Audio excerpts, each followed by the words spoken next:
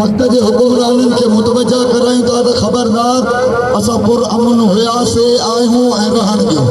ख़ुदा जे वास्ते ईअं न थिए जो अॼु पुरअमन ऐं हिकु बा इख़लाक़ बा अदब तौर सां असां रैली कढी तव्हांखे मुतवजा करायूं था त खबरदार पारा चनार में इंतहाई क़िस्म जो ज़ुल्म हली रहियो आहे, जिते शीयत जो क़त्ल आम थी रहियो आहे ऐं हर रोज़ सोणे जवान हुजनि बच्चा ॿार मारिया वञनि था।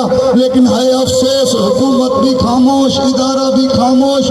वजह सम्झ में नथी अचे इहा सज़ा छाजे का ॾिनी वञे थी। इन जे करे त असां मुआफ़िज़ पाकिस्तान आहियूं। अॼु भी पारा चनार जी बार्डर ते जेके विड़ी रहिया